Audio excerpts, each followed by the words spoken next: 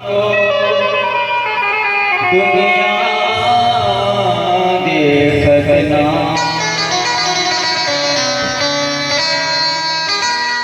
हाँ कहाँ थे कल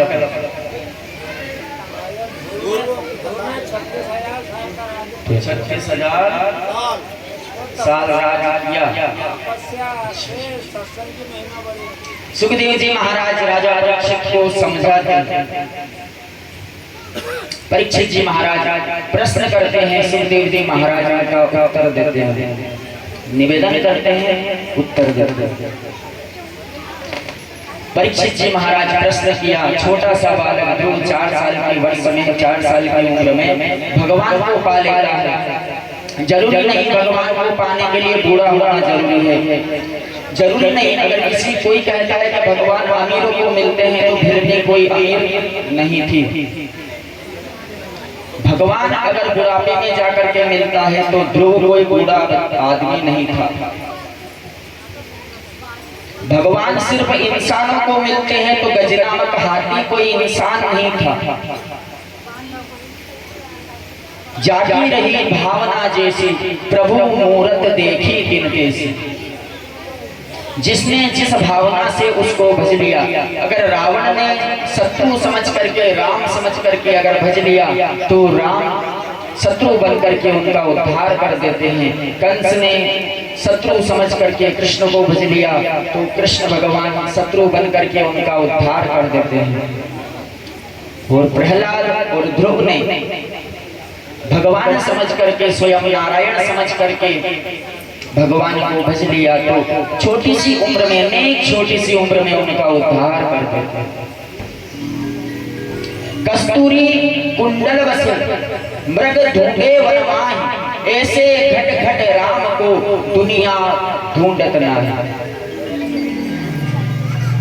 जो हिरण होता है ना, उनके पेट में एक कस्तूरी पाई जाती है। क्या पाई जाती है? कस्तूरी। कस्तूरी जो हिरण के पेट में रहती है उसकी सुगंध इतनी दिव्य रहती है कि हिरण भागता फिरता है, पूरे वन वन भटकता है कि इसकी सुगंध मुझे किस ओर से आ रही है, किस ओर में जाऊं, किस ओर इसकी सुगंध मिलेगी मुझे। वो जानता नहीं है कि वह सुगंध उसके पेट के अंदर से आ रही है। उसी प्रकार हम मनुष्य का भी है, इस दुनियादारी में उलझ जाते हैं। हम समझ सकते हैं, हमें पता है कि यही भगवान हमारे अंदर भी विराजमान है। जब डॉक्टर के पास जाते हैं ना, कोई सा रोग लेकर के, डॉक्टर साहब हमें ये रोग हुआ है, रोग बड़ा रूप धारण कर लेता है, लकवा आ जाता है। लकवे के बाद डॉक्टर के पास जाते हैं, डॉक्टर बोलता है इनको घर ले जाओ, सेवा करो। घर पे फिर मन नहीं मानता, फिर डॉक्टर के पास जाते हैं। डॉक्टर दवाई वाली जितना उसका पैसा बनता है ले लेता है और बोलता है अब तो इसको कौन बचाएगा? भगवान ही बचाएगा। जो डॉक्टर साइन करवा लेता है और यह बोलता है भगवान नाम की चीज नहीं होती है, डॉक्टर भी कोई चीज होती है। Doctor God is for patient, doctor भगवान होता है एक पेशेंट के लिए। अगर भगवान के निमित्त सब कार्य हो तो फिर डॉक्टरों की जरूरत ही ना पड़े, हॉस्पिटल बंद कर दो, यह डॉक्टर कहता है। लेकिन वही डॉक्टर जब उससे कुछ बनती नहीं है तब एक ही बात कहता है अब तो इसको ऊपर वाला ही बचा सकता है।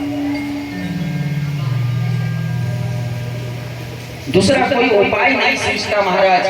घर पे ले आता है, क्या किया जाए? गीता का पाठ सुनाया जाए, रामायण भागवत का पाठ कराया जाए, 2-4 बहन बेटी को बुलाकर इनके हाथों से दान करा दिया जाए, इनका प्राण अच्छे से निकल जाए। और अंत तो गतवा यही होता है। जब डॉक्टरों की बस की नहीं होती, डॉक्टर बोल देता है कि जाओ अब भगवान बचाएंगे। यही होता है। कस्तूरी कुंडल बसे मृग ढूंढे वनमाही, ऐसे घट घट राम को दुनिया जानत नाही। दुनिया नहीं समझती महाराज। परीक्षित जी महाराज निवेदन करते हैं सुखदेव जी महाराज से, हे सुखदेव जी हम आपसे कुछ प्रश्न करना चाहते हैं। आपने ध्रुव जी का छोटे से बालक का चरित्र हमें सुना दिया, हम आगे उत्सुक हैं आपसे भागवत की कथा श्रवण करने के लिए। हम आपसे निवेदन करते हैं, हम यह जानना चाहते हैं आपको कि जिस ब्राह्मण बालक का आपने कुछ समय पहले बताया था, ब्राह्मण का बालक है, सायंकाल के समय मैथुन करने के कारण राक्षस का जन्म मिला, उन्होंने पृथ्वी को रसातल में डुबो दिया। और कोई ऐसा ब्राह्मण हुआ है आपकी भागवत कथा के अंदर, और भी कोई ऐसा ब्राह्मण हुआ है जो इतना पापी हो? हमारे वेद व्यास जी महाराज ने जब भागवत की रचना की ना, तब ये नहीं देखा कि ये समाज का हम निंदा ना करें, कि ये चीजों की हम स्तुति ना करें। उन्होंने सभी चीजों को इसमें लिखा, क्योंकि लिखना जरूरी भी था। महाराज सबसे पहले इस श्लोक में भगवान वेद व्यास जी लिखते हैं, सत्यम परम धीमहि, सत्य बताना उनको जरूरी था। हर एक चीज छोटी से छोटी, बड़ी से बड़ी, किसके कितने पुत्र हैं, अगर पता चला कि कौरवों के 100 पुत्र हैं तो 100 पुत्र के नाम भी इस भागवत के अंदर लिखे हुए हैं। जब ब्राह्मण का परीक्षित जी ने पूछा, तब कहते हैं एक अजामिल नाम का ब्राह्मण था। अजामिल नाम का एक ब्राह्मण था, दिन भर भिक्षावृत्ति करता था। महाराज जगह जगह जाकर के भिक्षावृत्ति करता था, धार्मिक अनुष्ठान करता था, यज्ञ क्रियाकलाप करता था, पूजा इत्यादि कराता था, विवाह संस्कार इत्यादि करता था, 16 संस्कार जो यजमानों के होते हैं सभी कर्म करता था। होता क्या है महाराज, एक दिन भिक्षावृत्ति करके जंगल से गुजर रहा था, तब देखता है सामने से एक वेश्या आ रही थी। सामने से एक वेश्या आ रही थी। महाराज वेश्या को देख करके ब्राह्मण जो था, अजामिल नाम का ब्राह्मण, उसकी बुद्धि बिगड़ गई। महाराज कितनी सुंदर वेश्या है। वेश्या का हाथ पकड़ा और हाथ पकड़ के कहने लगा, मैं तुमसे विवाह करना चाहता हूँ।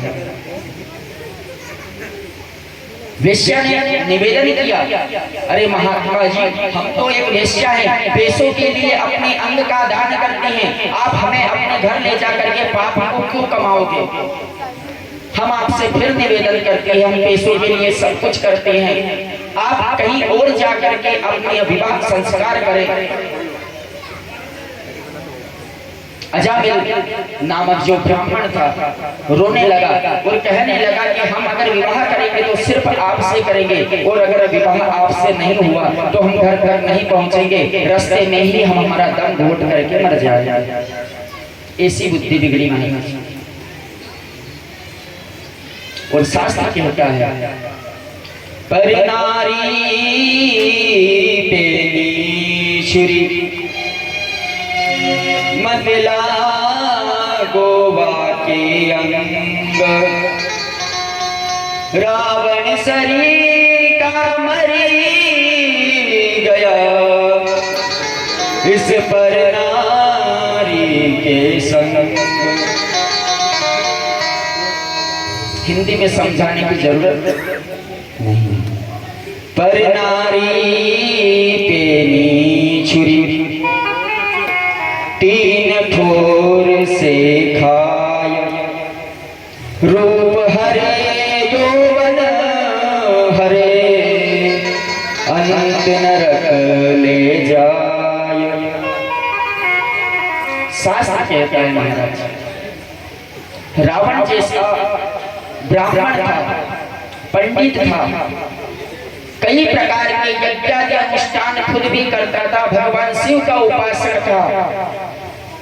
10 सिर होने के बावजूद प्रतिदिन एक सिर भगवान शंकर को अर्पित करता था। लेकिन मां सीता को ले आने के कारण धन, वैभव और वंश तीनों का सत्यानाश हो गया। 3 ठोर से खाए, रूप हरे, यौवन हरे, और अंत नरक ले जाए। अजामिल ने निवेदन किया, हम आपसे विवाह करना चाहते हैं। अरे ब्राह्मण, तुम अगर हमसे विवाह करना चाहते हो तो मेरी सिर्फ 2 शर्तें हैं। मैं कुछ भी मांगू तुम्हें ला करके देना पड़ेगा, और दूसरी शर्त, मैं अपने घर से बाहर नहीं निकलूंगी। 2 शर्त अगर तुम हमारी मांगते हो नहीं तो आज विवाह किया, कल बोल दिया तुमने कि हमारे साथ काम करने चलो, तो ये काम नहीं चलेगा। मैं जो मांगू वो तुम्हें ला करके देना पड़ेगा। दूसरी शर्त ये है कि मैं अपने घर से एक कदम भी बाहर कभी नहीं निकालूंगी। बोलने से पहले ही अजामिल मान गया, मुझे तुम्हारी सब शर्त मंजूर है।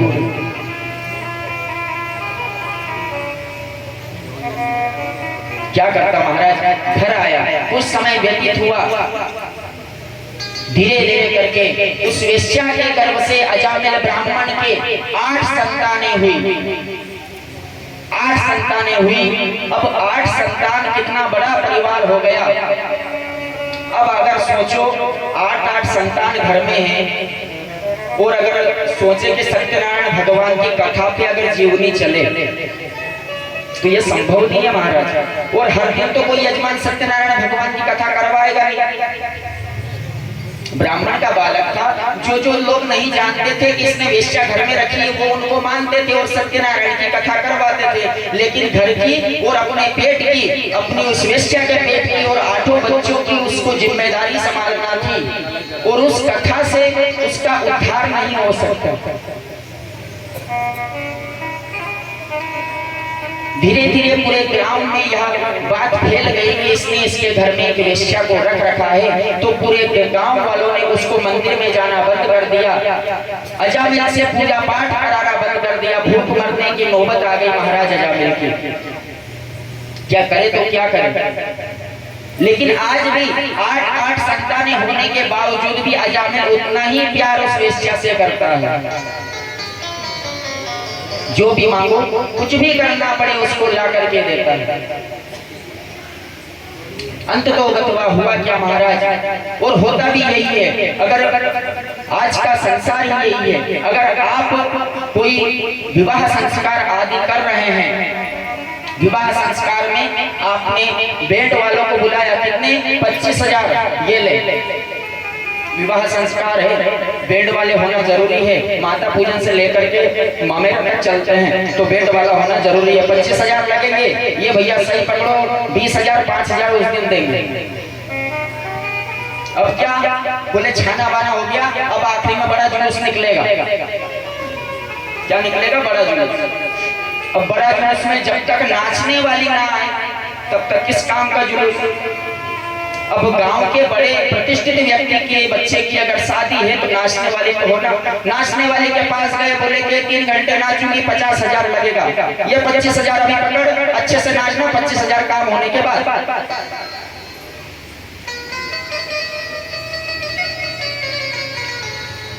अब अगर मान लो जुलूस निकला, नाचने वाली आई, और अगर हमारे जो बच्चे की शादी है उसके दोस्त लोग भी अगर नाचे, लेकिन खाली पीली तो नाचेंगे नहीं। अब उसके लिए तो कुछ चाहिए। अगर वो चीज मिल जाए तो जनरेटर पे भी नाचना। आज से मैंने एक नियम बनाया है, 4 दिन और कथा करूंगा, आज से लेकर 3 दिन और, लेकिन उस शब्द का नाम नहीं लूंगा क्योंकि आप सब समझदार हैं। जब तक वो चीज अपने अंदर ना जाए तब तक नाचने का मजा ही क्या। और फिर तो भले बैंड वाले को भी घर भेज दो, जनरेटर की आवाज पे नाचेंगे। तो हुआ क्या महाराज, उसको भैया कितने लाना है, बोले कि मेरे 25 दोस्त है, अगर एक ने अगर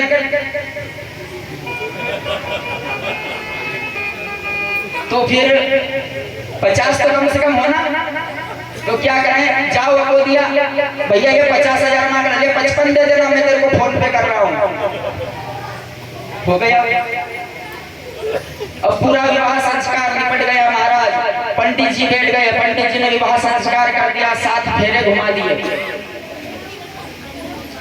अंतिम जब विदाई हो गई, विदाई होने के बाद जब सब सामान टेंट हाउस वाला उसके घर ले गया, ये जो रमझनिया थी उसको 50 की जगह अच्छा नाची तो 55,000 दे दिए, बैंड वाले को पैसे दे दिए और उसको भी पैसे दे दिए, सबको, है ना। तो फिर ब्राह्मण देवता सामने आकर के खड़े हो जाते हैं। मैंने माता पूजन के दिन गणेश पूजन कराया था, हमने मामेर के दिन भी वो जो जितने मामेर आए सबको तिलक किया, कपड़े के ऊपर अपने जो कपड़ा वगैरह सब उनको रिश्तेदारों को किया, हमने फेरे भी कराए, हमारी दक्षिणा। गुरुजी फूल ये तो आंख फूटी आत्मा जगत की, इसमें क्या करे जगदीश। रमजनिया को 300, रामदास को 30। अगर इस जग की, इस दुनिया वालों की अगर आंख ही फूट गई है, उसमें भगवान वो जगन्नाथ क्या करे। नाचने वाले को 300 और रामदास को 30। 3 घंटे नाची महाराज, उसको दे दिया 50,000। लेकिन अगर वो ब्राह्मण देवता ने मांगा, अब तो हमारे गांव के ब्राह्मण हो, 2-3 बात जो प्रमुख होती है, सबसे पहली चना को झाड़ में तोड़ दो, एक चनो खानो। दूसरी बात, अभी तो एक और छोरी बाकी है। तीसरी बात, हमारी सोयाबीन कट जान दो का बात दांगा, क्या सारी सोयाबीन दे देगा ब्राह्मण को तो? अरे देगा 1100-1500 रुपए। ना ही ब्राह्मण और कुमार 3 पर आकर के उठक जाती है गाड़ी, ना ही बामन कुमार 3 पर अटक जाती है गाड़ी। 2 महीने बाद कहती हो कि घर गई और अभी तक नहीं आई गाड़ी। अगर मायके गई है और कोई सा कारण फंस गया, अभी अरे वो ब्राह्मण तुम्हारे घर से गया, बदुआ देके गया, उससे पूछो। क्योंकि रात भर करने बोल दिया, अरे अभी स्टेज चल रहा है, अभी फोटो खींचने वाले हैं। आजकल वो चल रहा है भेड़िया का पावना आपका में, जो 1:30 बजे तक स्टेज पे रहे। बेचारा पंडित जी उन्हें कुंड का पास 4 लकड़ी लगा के हवन सामग्री मिला के बैठे, क्योंकि उनके घर जाके शोभा भी पतो नहीं कब आ जाए। छोटा पलटा पे आएगी, बड़ा बल्ला पे आएगी, ना से आएगी, उससे आएगी।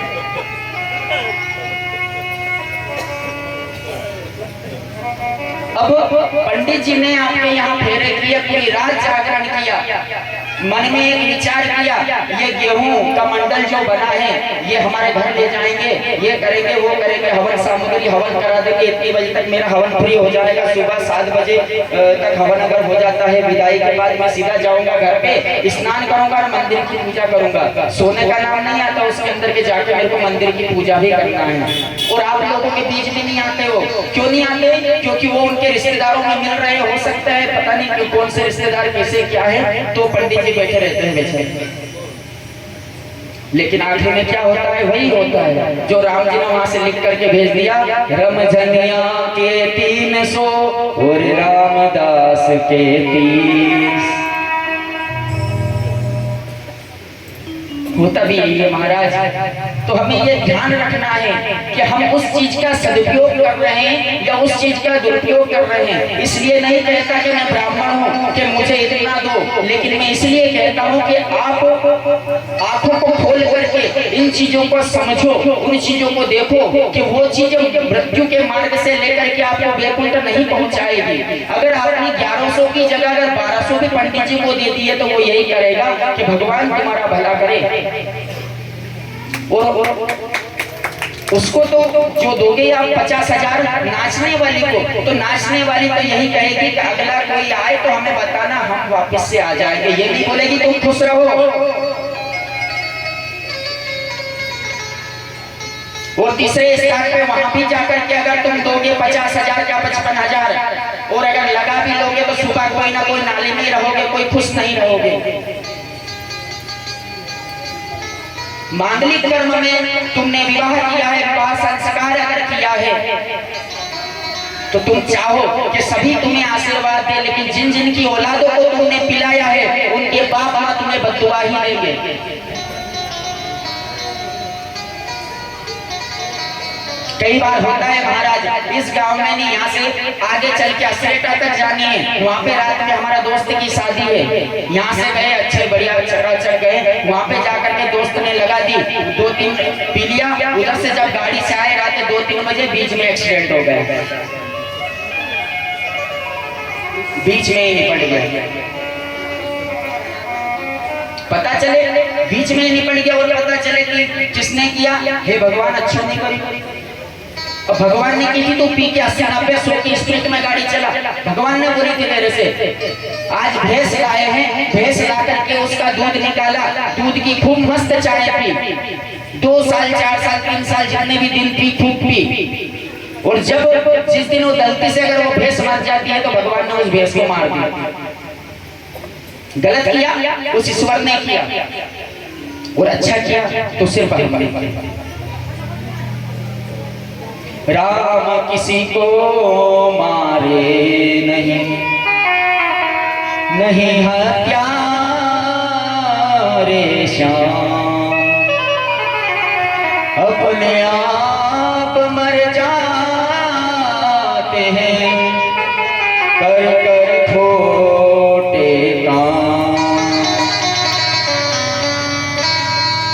अरे वो तो एक पिता की तरह है, तुम्हें वो क्या मारेगा? तुम्हें प्रतिदिन आशीर्वाद देता है, मंदिर में खड़ा रहता है। राम जी की मूर्ति कभी आपने बैठे हुए नहीं देखी होगी, सीता जी की मूर्ति कभी बैठे हुए नहीं देखी होगी, लक्ष्मण जी की मूर्ति कभी बैठे हुए नहीं देखी होगी। तीनों खड़े रहते हैं, और वो खड़े सिर्फ इसलिए रहते हैं कि जब राम जी से कहा गया आप खड़े क्यों हैं, राम जी का कहना है जब भी पिता आज्ञा दे उनकी आज्ञा में तत्पर खड़े रहो। लक्ष्मण जी से निवेदन किया आप क्यों खड़े रहते हैं? अगर हमारा बड़ा भाई पिता की आज्ञा में खड़ा है तो हम चाहते हैं, पिता की आज्ञा बड़ा भाई मानता है तो हम बड़े भाई को भी पिता का दर्जा देते हैं, तो बड़े भाई की तरह हम भी खड़े हैं।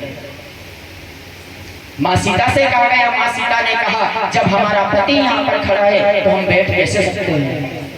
वही आशीर्वाद देते हैं कि इस संसार में जो तुम जी रहे हो सब भगवान ईश्वर की दया से जी रहे हो। अगर तुम मर रहे हो तो अपने कर्मों की बहादुरत मर रहे हो।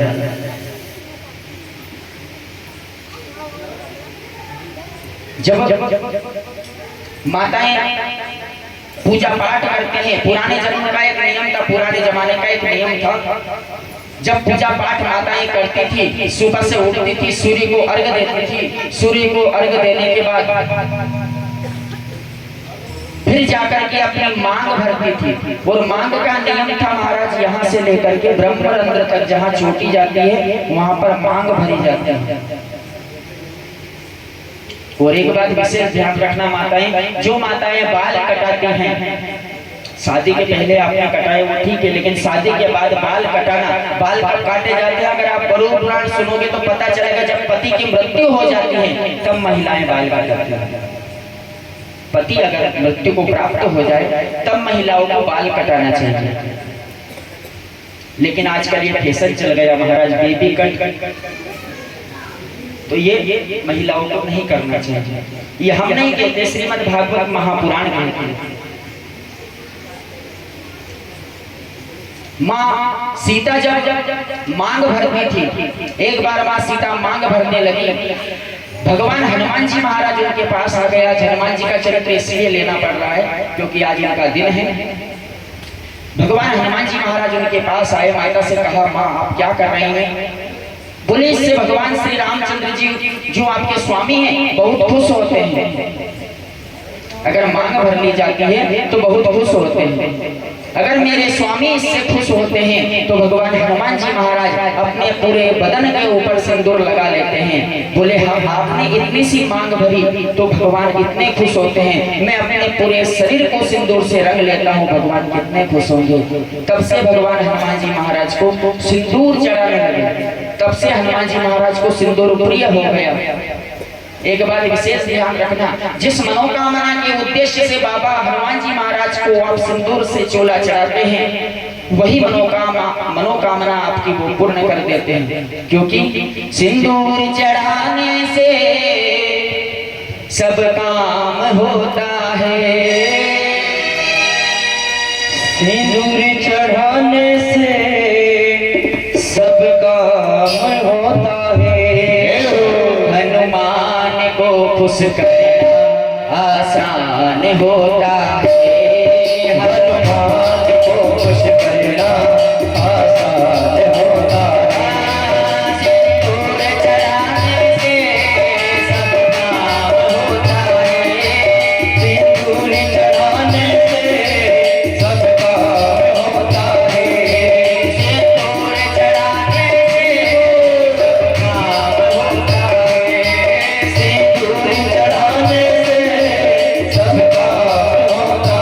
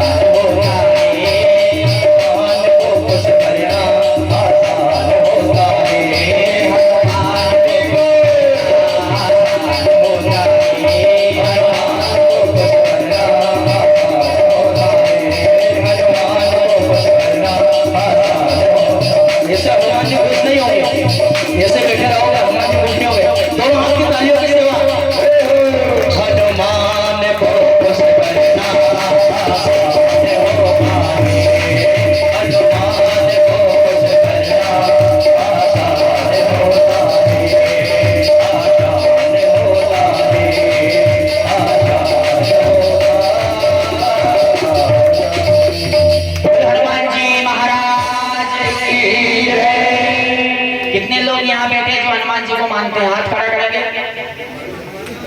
जय हो।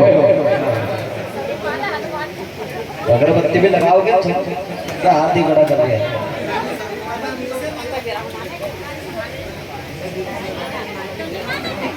क्यों नहीं माना भाई? जितनी भी रावण की सुने हनुमान जी उतनी आदि की भी नहीं सुने। दूसरी बात, एक और चीज ध्यान रखना, एक और चीज बंद कर देना कि हनुमान जी की वहां की प्रसाद है होने को। हनुमान जी की प्रसाद खाओ, सारा दुख दर्द खत्म हो जाएगा, सिर्फ 7 दिन छोड़ के। हनुमान चालीसा का नित्य पाठ करो, कभी घूमने सोचने की जरूरत नहीं पड़ेगी। और कोई अगर मना करेंगे तो हमारा नाम ले लीजिए, नंबर ही पीछे लिखा हुआ है, मैं ओके प्रमाण सहित बताऊंगा कि हनुमान चालीसा लेडीज पढ़ सकते। अगर कोई भी समस्या है हनुमान जी का यहाँ पर जा करके, हनुमान जी के बाहर जो जगह होती है वहां पर बैठ करके हनुमान चालीसा का पाठ किया करो। सासू के अगर बहू मना करे या बहू के सासू मना करे तो ध्यान रखें, जो शास्त्र का अंदर लिखे हुए है सही लेडी से हनुमान चालीसा का पाठ कर सकते हैं।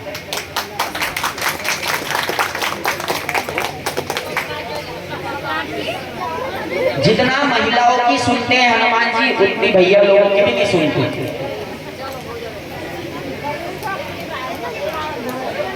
आगे चलते हैं, कथा की तरफ ध्यान दें। होता क्या है महाराज, वेश्याओं को घर में रख लिया, वेश्या को घर में रख लिया। 8 पुत्र अजामिल ने, और वेश्या के द्वारा 8 पुत्र का जन्म हुआ। अब इतना कोई साधन घर में नहीं बचा जिससे कि 8 पुत्र संतानों का पालन पोषण कर सके और वेश्या को भी खिला सके और खुद भी खा सके और वेश्या की कमी भी पूरी कर सके। अगर पेट की बात होती तो पेट तो भर देता, लेकिन क्या और की जो उसकी इच्छा है, जो उसकी आकांक्षा है, उसको पूरी नहीं कर पाया। तो उसने भजन भाव, पूजा पाठ, हवन इत्यादि कर्म तो कोई कराता ही नहीं था। जो खुद करता था उसको बंद कर दिया, सिर के ऊपर काली पट्टी बांध ली और चोरी डाका डालने का काम चालू कर दिया। ब्राह्मण का बल डाका डालने लग गया, डाका डालने लग गया। कभी कहाँ दूसरे गांव जाता, वहां डाका डाल करके आता। सभी गांव वाले उससे डरने लगे क्योंकि अब अजामिल ब्राह्मण नहीं बचा, अब अजामिल डाकू बन गया था, सिर्फ आकांक्षा पूरी करने के चक्कर में। अजामिल ने कई तरह जा करके राजा के कोष को खाली कर दिया महाराज, राजा के धन भंडार घर को खाली कर दिया। बड़े बड़े सोना चांदी हीरा मोती जवाहरात जितने भी धन वस्तुएं हैं वन के रास्ते अपने घर पर लाता, पोटली बांध बांध करके लाता और वेश्या का भी पेट भरता और अपने परिवार का भी पालन पोषण करता। होता क्या है महाराज, कुछ समय व्यतीत हुआ, 8 संतानें हैं, लेकिन कुछ समय पर्यंत वेश्या को फिर गर्भ रह गया और उनके घर के सामने से ब्राह्मणों की टोली गुजरी। आगे चल करके एक चौराहा आया, वहां पर किसी ने पूछ लिया, कुछ मनचले लोग बैठे हुए थे, उनसे पूछ लिया कि इस ग्राम के अंदर सबसे सज्जन इंसान का घर कौन सा है। क्या पूछा ब्राह्मणों ने? ब्राह्मण और संतों की जो टोली आई हुई थी उसमें से एक ने, किसी ने पूछा कि हम सब ब्राह्मण यहाँ इस ग्राम में रह करके भोजन करना चाहते हैं, दोपहरी का समय है, हम यहाँ रह करके भोजन करना चाहते हैं, तो गांव में ऐसे कोई सज्जन पुरुष का घर हो तो हमें बता दें जहाँ पर बैठ करके हम भोजन कर सकें, जिनका थोड़ा आटा दाल नमक मिर्ची मसाला लेकर के हम भोजन स्वयं पकाएंगे और स्वयं खाएंगे।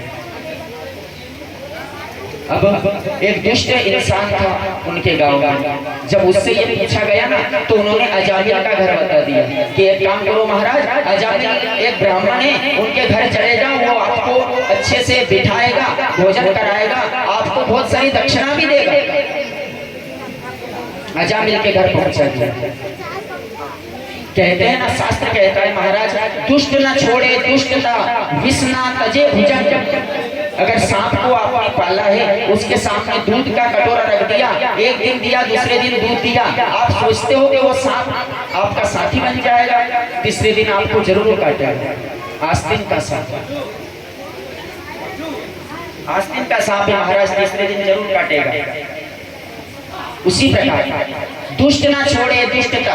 और हमारे तुलसीदास जी महाराज तो रामचरितमानस में लिख देते हैं, बलवास नरक करता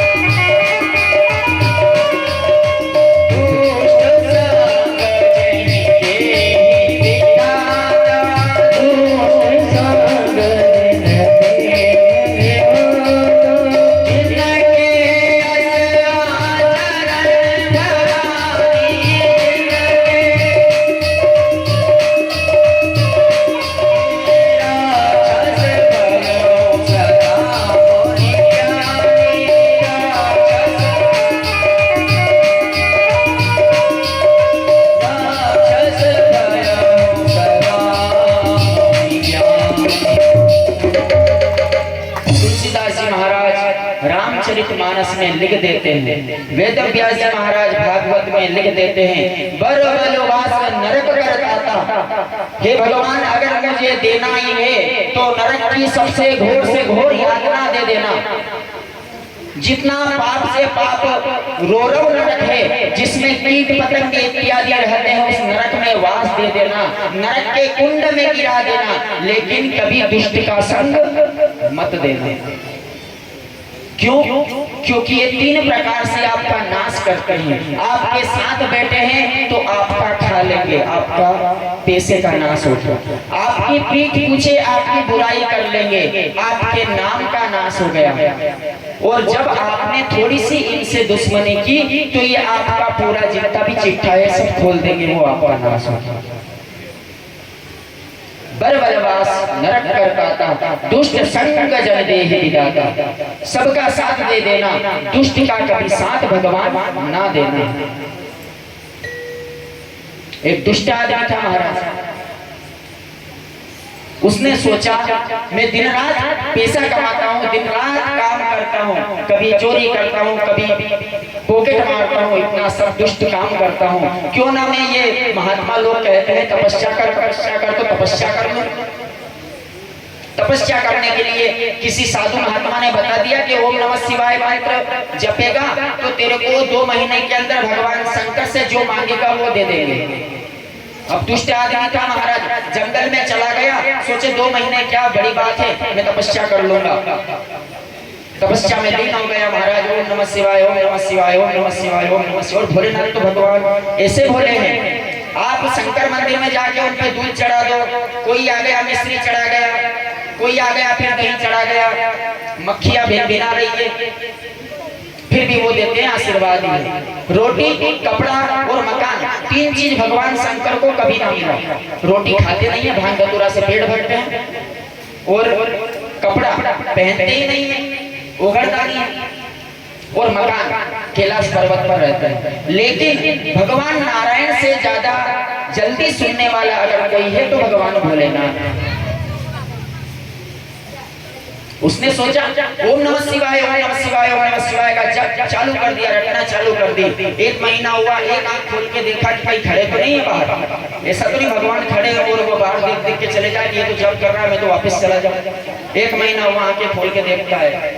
दूसरा महीना हुआ, भगवान शंकर कैलाश पर्वत पर सोचते हैं कितना नीच इंसान है, भजन भी कर रहा है, भाव भी कर रहा है, फिर भी दुष्टता अंदर भरी हुई है। माँ पार्वती ने कहा एक काम करो, जाओ तो सही क्या मांगता है देख लो, चले जाओ इसके पास क्या मांगेगा। अब जैसे ही भगवान शंकर पहुंचे उस दुष्ट आदमी के पास, तो दुष्ट आदमी से भगवान शंकर ने बोला वरम द्रोही, वरम मांगो, क्या मांगते हो। अब दुष्ट आदमी था, लेकिन भगवान शंकर को देखते ही सोचने लगा क्या मांगू, मेरे पास तो कुछ भी नहीं है, एक चीज मांगू, 2 चीज क्या मांगू, समझ ही नहीं आया उसको। फिर यही बोलने लगा भगवान आपकी कृपा मेरे ऊपर बनी रहे। बोले मैं अंतर ध्यान हो जाऊंगा, ध्यान रखना, अगर कृपा बनी रहे ये बोलती तो मैं अंतर ध्यान हो जाऊंगा।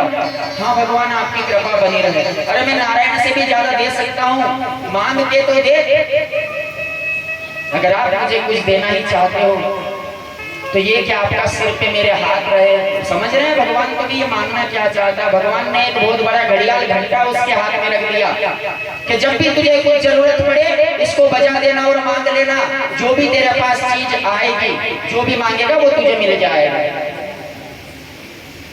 उसने ये सोचा था पहले कि अगर मान लो ये 1-2 किलो का होगा तो इसका पीतल के भाव में बेच करके पैसा ले लूंगा, लेकिन पता चला उसको कि इसको तो जो मांगो वो मिल जाएगा। चलने लगा, ठीक है भगवान ठीक है, चलने लगा, थोड़ा आगे गया, भगवान ने बोला अरे रुक जा, एक और बात सुन ले,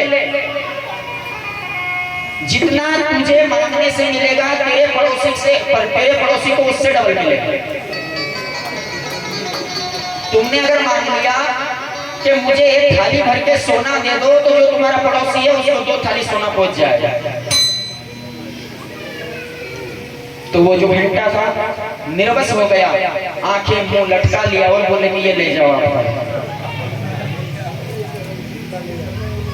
मेरा नुकसान हो जाए चलेगा, मुझे दुख पर दुख आए चलेगा, लेकिन मेरे पड़ोसी का कभी फायदा नहीं होना चाहिए। आज भूखा मर रहा हूँ, कल भूखा मर जाऊंगा, परसों के दिन मर ही जाऊंगा, मुझे चलेगा, लेकिन मेरे पड़ोसी का भला नहीं होना चाहिए। अब भगवान तो तब तक अंतर्ध्यान हो चुके थे, हाथ में घंटा, क्या करेंगे? गया भैया, धीरे धीरे घर पहुंच गया। उसकी पत्नी लक्ष्मी थी। जो नीच व्यक्ति रहता है, नीच आदमी रहता है, उसको हमेशा लक्ष्मी ही प्राप्त होती है, और जो सीधा साधा प्राणी रहता है उसको कर्कशा प्राप्त होती है। संसार का नियम है।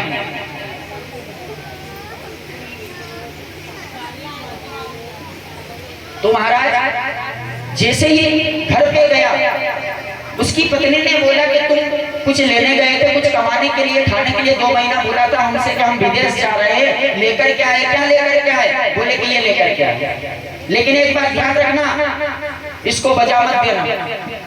इसको एक वो बड़ी वाली संदूक पड़ी, उसको लेकर क्या, संदूक लेकर के लाई गई, उसके अंदर उसको घड़ियाल घंटे को रख दिया और ऊपर से डबल ताला फिट कर दिया और बोले इसको कभी मत खोलना, रख दे।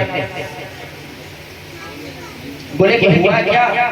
बोले कि इससे ये ऐसा घंटा है कि इससे जो मांगो वो ही मिल जाता है, लेकिन अपने को जितना मिलता है पड़ोसी को डबल मिल जाता है। तो उस लक्ष्मी ने बोला कि क्या दुश्मनी है, अपने को तो मिल रहा है ना, पड़ोसी को अगर डबल फायदा हो तो क्या दिक्कत है? बोले कि नहीं, मुझे फायदा ना हो तो चलेगा, लेकिन पड़ोसी को फायदा नहीं होना चाहिए, पड़ोसी को नुकसान होना चाहिए। अब कुछ समय व्यतीत हुआ, महाराज दाल रोटी अच्छी चल रही थी, लेकिन अचानक एक दिन मन में ख्याल आया, हमारे घर में जो पैसा रखा हुआ था वो खत्म हो गया, अब इससे अगर मांगेंगे तो ये तो पड़ोसी को भी दे देगा डबल। मैं क्या करता हूँ, कुछ पैसे कमा करके ले आता हूँ। तो 2-3 दिन के लिए घर से बाहर चला गया, अपनी पत्नी से कहा तू टाइम से भोजन करना, टाइम से खा लेना, और इस घंटे को हाथ मत लगाना। 2 दिन की जगह 3 दिन के नाम लेकर के जो पति गया हुआ था, उसको 7 दिन व्यतीत हो गए, नहीं आया। 7 दिन हो गए महाराज, 7 दिन तक घर नहीं आया। अब उसके घर में खाने पीने के लाले पड़ गए, कुछ नहीं था। पत्नी ने सोचा क्यों ना मैं उसको निकाल लूं और उससे मांग लूं। ताले खोले, घंटी निकाली, एक बार बजाई टन, और बोला हमें खाने की थाली ला कर दे। पड़ोसी के घर में 2 थाली खाने की पहुंची। बोले बहुत अच्छा काम है, भोजन कर लिया, पेट भर के भोजन किया। फिर उसने बोला मेरा मकान बड़ा बन जाए तो पड़ोसी के 2 मकान बड़े बड़े, मुझे कोई दिक्कत नहीं है, पड़ोसी के 2 बन के कोई दिक्कत नहीं, मेरे के लिए तो सुख सुविधा हो गई। मेरे घर में एक भैंस आ जाए, पड़ोसी के घर के सामने 2-2 भैंस बंधी हुई।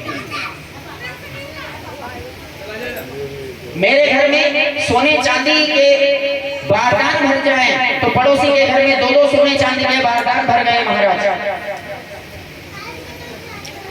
मेरे घर में मुझे बैठने के लिए पालना बन जाए तो पड़ोसी के घर में 2-2 पलने बन गए। अब जब पति आया, पति ने देखा कि इतने सुंदर सुंदर महल किसके बने हुए हैं, मेरी देख उसकी टोपड़िया थी, पता नहीं है किसके महल बने हुए हैं। तब अंदर से महारानी बन के बड़े बड़े हार माला पहन करके उसकी पत्नी निकली।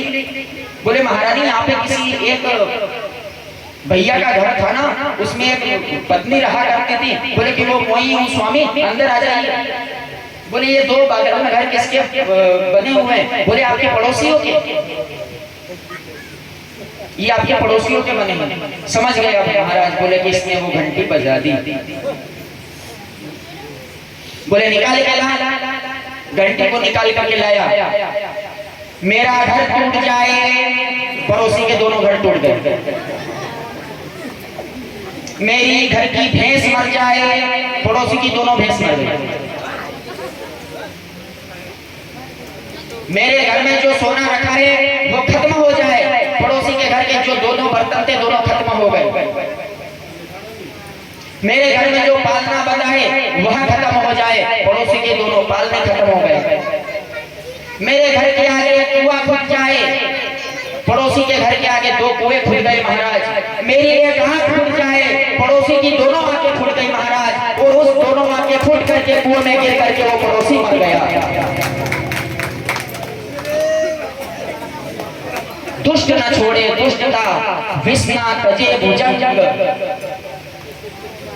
ये हमारी गीता पुराण शास्त्र जो बोल रही है हो रहा है महाराज, ये गलत नहीं बोल रहे हैं।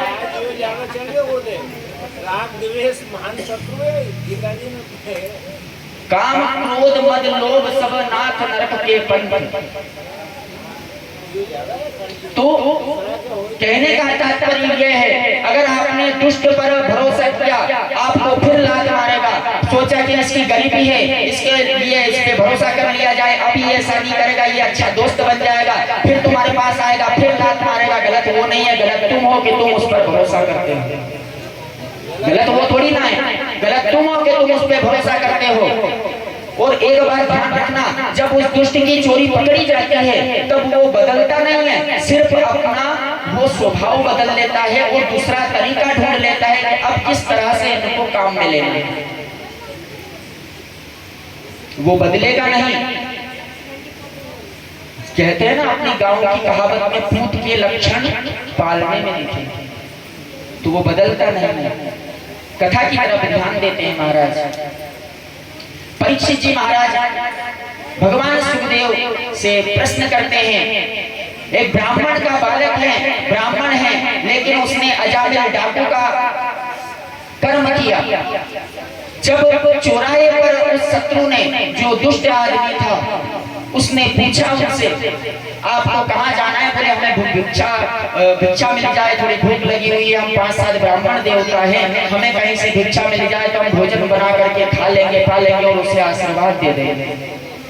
अजामिल नाम का डाकू महाराज उसके घर का रास्ता दे दिया। घर पर जब गए तो जो वेश्या थी, वेश्या के अंदर तो पंडित के गुण आ गए और पंडित